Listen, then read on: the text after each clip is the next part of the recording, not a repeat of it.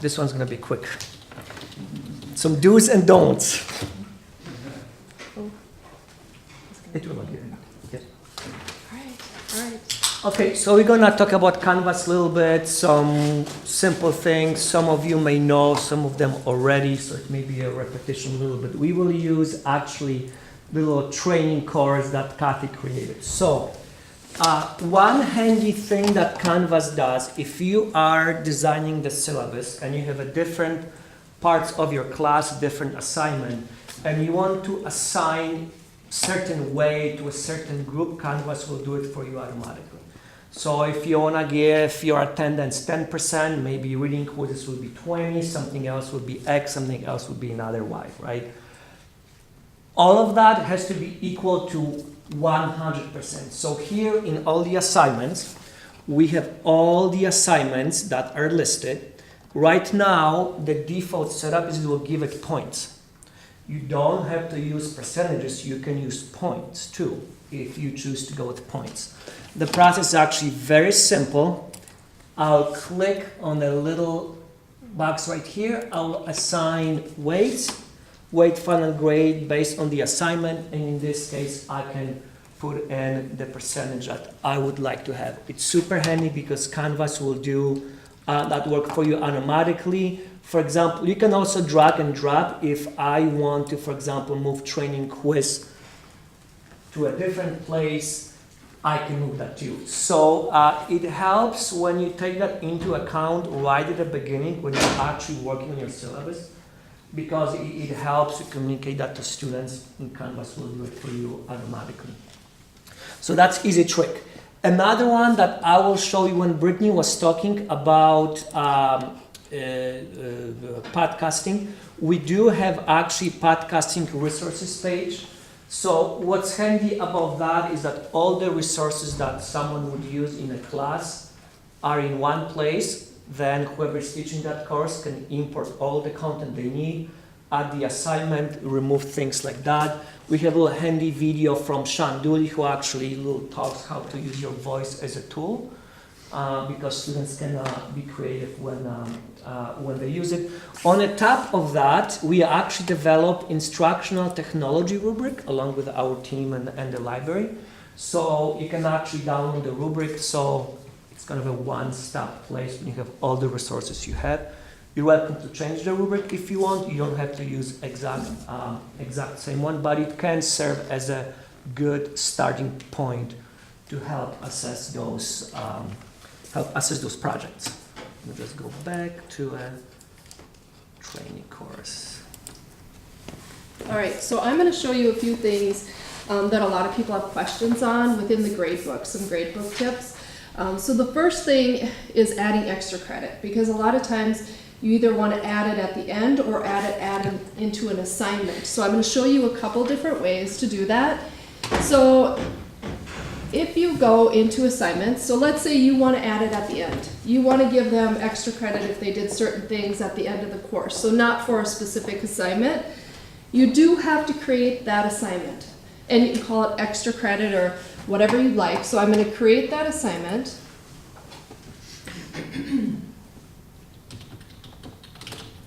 And the key here is you have to make it worth 0 points, because then it doesn't count against the students who don't get it. It doesn't take it against their grade. So I'm going to leave it as 0.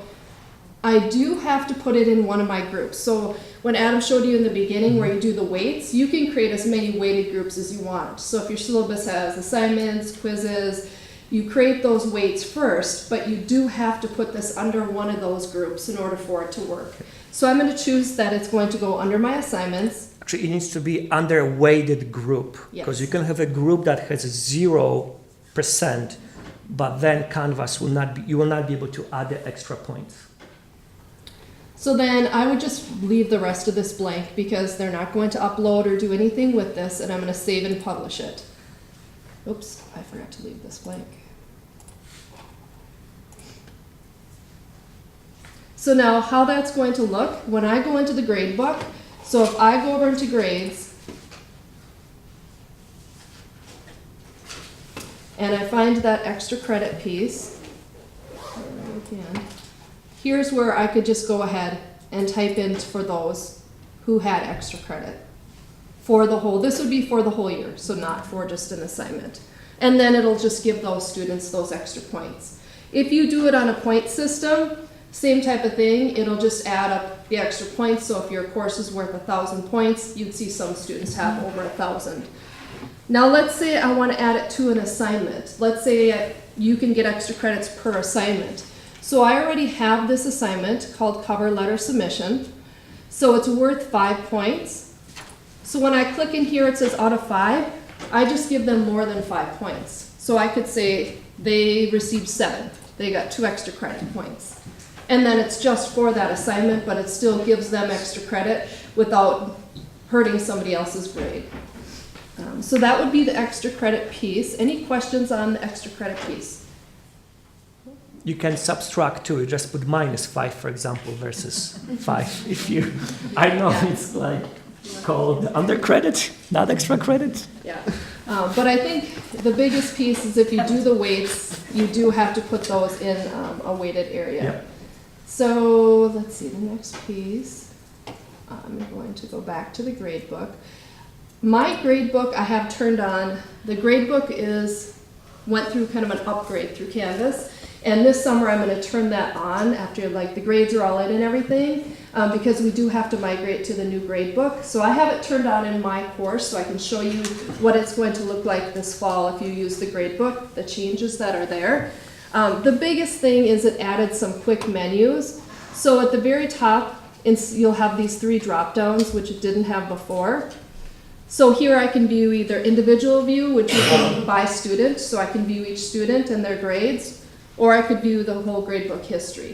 The gradebook history is a little bit new. It keeps a history now that you can go back to and look at. And you can get back to courses that are from the past. You can always get back to them and look at grades from the past. You just can't go into a course and make changes. Unless you contact us, we can open the course back up. But you can always get back to grades. If I go to the view menu, these are just how you're viewing your grades. So you have different options of arranging, and they've added quite a few more options for how you view or arrange your grade book, which is helpful. If you wanted to see, the newest assignment, instead of it rolling to the end, you can have it go to the beginning. And then some filters. I can just view modules or sections. So let's say I have 2 sections. I can just view a section in here instead of everybody at the same time. You could do that before, but it was a little bit hidden. It was way over on the top right. Statuses. So you can now mark assignments. This is a new piece as well. So you can mark assignments, give them different statuses, and then you could view by that status in the gradebook. How many were late for this assignment? How many were excused? Does drop just eliminate that assignment for one student or for the whole class? Or? It would eliminate it for that student, not for the whole class. And then resubmit it as well, because they can resubmit an assignment. We get that question quite a bit. If a student submits an assignment and the due date is still open, they can go in there and resubmit it if they need to. They can manually click delete and then resubmit. So they do have that possibility as long as you leave that assignment open. And some of the actions. Import. That's if you wanted to import from, let's say, another grade book. You have something in another grade book, and Henry isn't here anymore, is he? He did this with one of his courses. He had some grading done in another program. It's a little bit confusing, but you can import from other programs if you have grades. Export would just export a copy of your grade book, which is kind of useful. You can export it into Excel. It sends you a link to it. And then when entering grades in Banner, you just have that Excel spreadsheet to kind of look at. So that's really helpful as well. One tip we will give you, if you plan to import your grades from Excel, export them first. We did had some phone calls where all of a sudden, I don't know what happened, but the grade book went blank. And the grades are due kind of, the same day. Luckily, there's a history, so so that individual could go and see exactly how much, points or for each assignment was for every student, but Now they probably have to spend pretty much half of a day, if not more, re-entering that again. So if you plan to import from somewhere else, export first as a little safety blanket. Yeah, just keep a copy of it. And it does keep a copy of my previous export. It shows me the last time I exported this as well, which is kind of helpful. Above each of your assignments, instead of the drop-down, it now has these 3 dots. Some people miss those dots, or because some people have used this already. But if I click those dots, that's when I see the options just for this assignment. The biggest one is muting an assignment, and I want to go to one that's not muted. This is really a neat feature, so I can mute this assignment. While I'm grading and putting in notes, the students don't get notified or notifications. So then I'm going to mute this. It just gives me a little warning telling me it's muted. It shows me at the top that it's muted, but now I can go in, I can add notes, I can add grades. They won't see any of that until I unmute it. As soon as I unmute it, it sends them all an email telling them this assignment has been unmuted, you can go in and view your grades. So that's, and you do have to unfortunately do it per assignment. Some people would like to turn it on for the whole grade book, which would be a nice feature. And we can recommend features, so if there's something that you really would like Canvas to do, just let us know. They update Canvas every month with new features, so this would be a nice feature to turn it on for the whole grade book. What's under curved grades, Cathy? So under curve grades, that'll show you if you wanted to curve the grade. So let's say everybody did really bad on a quiz and you decided you wanted to bring the point value, curve it. You have that possibility to do that. And this graph here, this is a new piece for the grade book. So that's new as well. But you can curve grades. And again, that's per assignment. That's something new. Yep. Sorting. This is new, the missing or late. Messaging students. So if you wanted to message students, maybe some haven't, and I've used this before, which is really nice. If they haven't turned something in and it's like really close to the deadline, or I give them a little leeway, I can message just those students and say, hey, can you turn this in within the next, few hours, or you're close to the due date, or if they haven't been graded, or if they scored less or more than. And it'll show you just the students. So these 3 haven't been graded. These haven't submitted.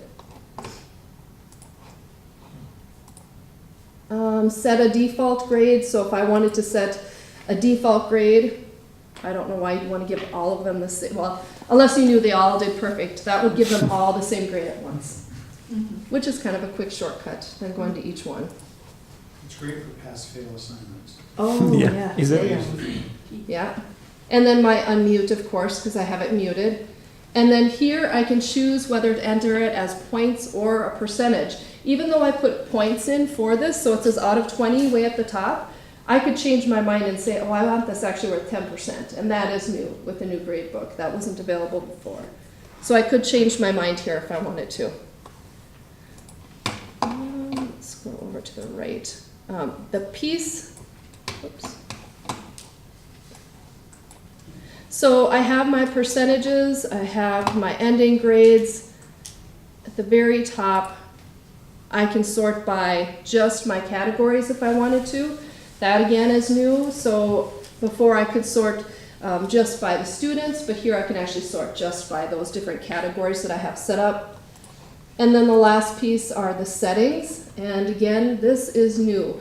You can set up late policies within Canvas.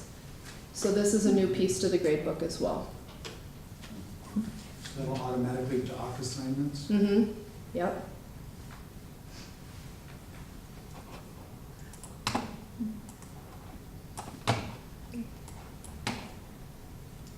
And then students, I can also sort different ways with my student list. I can sort by A to Z, Z to A, of course. First name and by last name. Or by secondary information. So if they had your section, I can sort there. And then we don't really do the inactive or concluded enrollments. Any questions on the new gradebook looker pieces of it? Yes? Can you go into the roll call attendance a little bit to see if you can show us how to deduct points for attendance? Okay, so the I know roll, it has to be done before you start. so roll call attendance, if you take attendance, on this left-hand side, there'll be an attendance app. When you click into it, it's automatically adding it to my grade book and to my assignments. So the first time you click on it, and of course, it automatically adds it. Automatically makes it worth 100 points. So if I go in each day and I take attendance, it's automatically in the background doing those calculations for me. It cannot subtract currently, so like if you wanted to give somebody -3, but there is a way around that. So if I go to my assignments now, so I've taken attendance, I can run a report in Excel, shows me when people were absent or when they were there. It automatically now added it here under my assignments group. I can move this to wherever I want. So if I have a certain group that's called attendance worth 10%, I'd want to move that roll call attendance. But then it's automatically doing the calculation for you. If they miss class, it takes a deduction each time out of here. But let's say I have my own rule that I want to set up for attendance. That's when you'd want to go into this roll call attendance, and I'd want to edit it. So at the very top right, there's an edit. And then it looks just like any other assignment. I would want to make this worth 0. And I would save this. So I can still take attendance. Oh, I can't change it because I already took attendance. So you'd want to change that to 0 and save it. You still take your attendance. You can run off the Excel report. It shows you at the end, how many times people have missed. But then you'll need to add an assignment in order to grade if you give them like a deduction or something for attendance. So just like I did the extra credit, I'm going to add an assignment called attendance. It'll be however many points. I'm going to actually make it 0 so that if I give them minus points, and I'm going to save and publish. Oops. No submission. So now at the end of the semester, I'm going to look at their attendance, and let's say I want to give them minus points for this. That's when I go to my grades. And again, this attendance has to be under a weighted group in order for this to work. If it's not, it won't do the configurations at the end. So it has to be there. But now here's, oh, that's my other one. Find it here. Do you see my attendance?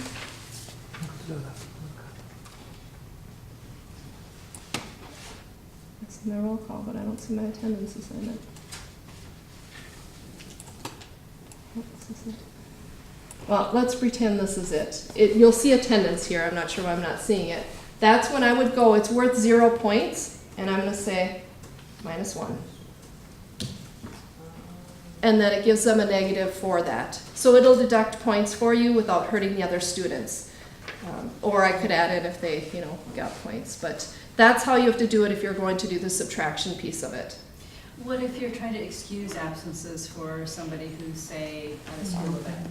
So how do you? So within roll call attendance, you have an option for an excused. So when I'm taking attendance that day, and I go in here and I'm going to say mark all as present, and then let's say Anne has an excused absence. I have she's present, not present, late, or so I could just mark her as she has a different, I thought I could add in here, as a different one in here. I know that there's an option here that you could add Change that it in to change it, but I'm not seeing it. That one's unmarked. You can add a badge. I It's suppose not you add a could- badge. Well, badges are kind of like, It doesn't change No. it doesn't change the numbers or Yeah. whatever. Because I've tried that. I thought there was ones that you could add in here. I'm gonna have to look into that for sure, because I know that there's ones in here that's excused absence, or like if they have a sports event. Let me double check, because I know that you can add those in here, and I'll let you know. Yes? Does speed grader work the same? Speed Grader works What was the exactly the same, Good. yeah, with the upgrade. It's just mainly the gradebook view and the different options they have added in. All right, any other pieces, questions on the gradebook piece? All right, so next I'm going to show you how to schedule events. So a lot of times we'll have professors ask, we want students to sign up for a meeting with me. How do I do that? How do I have them just go in and automatically sign up for a time that I can view? Or for instance, the music department had all of their juries and they wanted a place for the students to automatically go sign in, and then the professor doing that jury could just view it.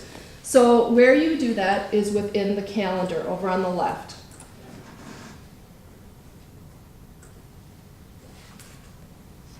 And then I'm going to go up at the top. I have some different views, week, month, and agenda. I'm going to click Create a New Event. They've changed this a little bit. There used to be appointment group at that top where that plus is, but they've actually added it into the Add New Event. And what I want to do is add an appointment group. So this would be the group setting that, or the appointment that you're going to set up. Put in what the name of the meeting is, the location. This is the biggest thing. I have to select the calendar I want it on. If you leave this blank, it's going to put it on your personal calendar in Canvas, and the students won't see any of these appointments. So I need to select the course. I'm going to put it in my training course. I can have students sign up in groups, so if they were meeting with me in groups, otherwise I leave that blank. I'm going to choose the dates and times.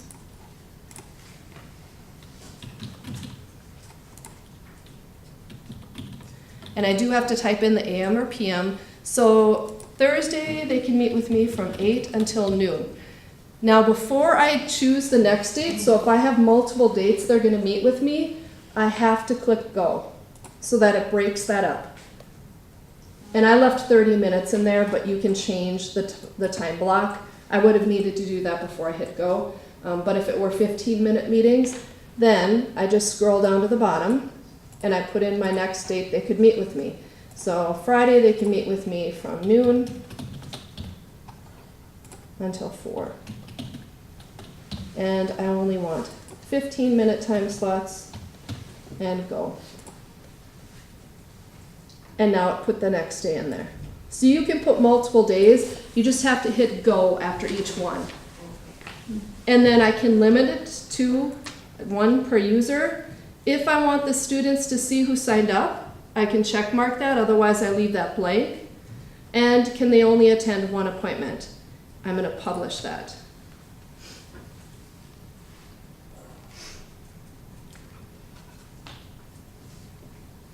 And does that notify everyone in the class, or? It'll send them a notification that there's appointments available for them, but I'll show you where they find it as well. So here is where I can see them, or if I go to my agenda view at the top. So when I go to agenda view at the far right, that's where it's going to show me once students sign up, who signed up. And this is new as well. They didn't have this agenda view, so you couldn't see who signed up. It'll just show that it was taken. But now it actually will show me their name. And if I go in as student, this is a little trickier for students to find out where to sign up for them. But if I go in under my student view,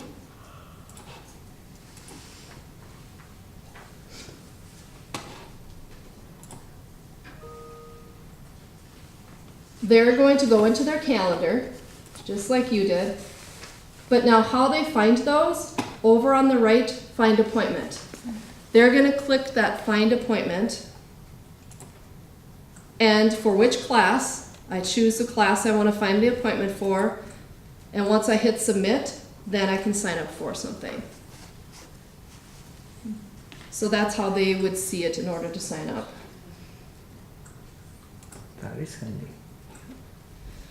Oops, there we go. The other thing that sometimes they don't see, if they're not seeing the appointments when they click find appointments, over on the right-hand side, it's showing me which calendars I'm viewing. If I uncheck my training calendar, they all disappear.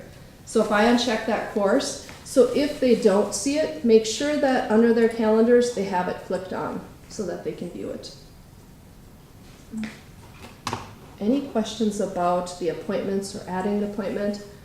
And you can do one-offs. You can also add, like, if you have an exam, but it's not something they have to turn in, or let's say in nursing, for instance, they add a lot of their labs. I can just go up here and add anything to the calendar, create a new event.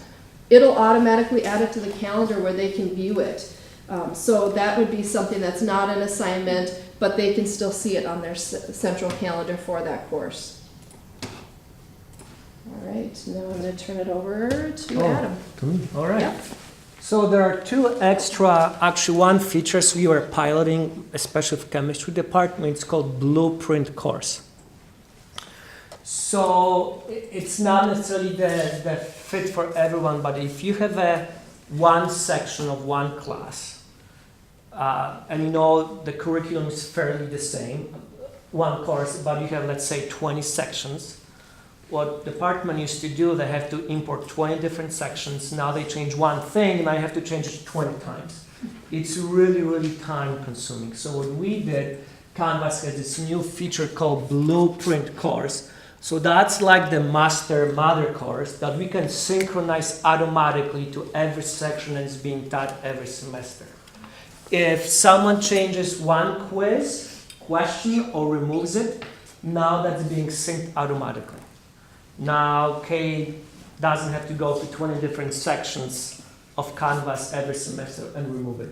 There are certain level of permissions that you can set, like, you know, what do you want to synchronize, what do you want someone to change, and things like that. So if you are interested, or if you think that will be a good fit, please let me or Cathy know. We've been doing that for your semester. A semester. A semester, This last yep. semester was first. So we feel very confident that it works. It's not the best fit for everyone, but that's a really good feature. Another pilot with Canvas that we would like to do is to try some templates. So if there's someone here who's interested, maybe you would like to try, maybe you probably know more than 5 faculty. What we hear a lot is that the experience that students have on Canvas is not really uniform. You know, things are kind of all over the place and things like that. And we talk to other schools, and they actually use a template. So students go, they have kind of the same experience. Information is laid out, organized, and things like that. So that is one pilot we would like to do this semester, learn from it, see if it works, maybe it doesn't work. So if you are interested, please let me or Cathy know, and you have a minute left, so I don't want to take too much time. We'll go over any questions. Anything? Yes. Yes, there is. You were talking about important, or having the events, and you talked about the meeting times that you could set, appointment times? Yep. I can't remember, did you say that you could coordinate it to your Outlook calendar as well? Yes, you can. So when you're in the calendar, maybe, there we go. Over on the right, calendar feed. So, I'll wait till it loads. I can click that calendar feed, copy this, and then you go into Outlook and you map it. It's real easy. I can send you instructions. You just go into Outlook, do add calendar, and you paste that URL in. And then that'll add that as a calendar in Outlook. Because this could be pretty handy for advising potentially. Mhm. Oh, sure. Yeah. Can you send, are you gonna send the instructions to everyone? Yep, I'll send the instructions to everybody here. Yep. Thank you. Yeah. Any other questions? All right, well, thanks. And again, if you do have questions, let Adam or I know.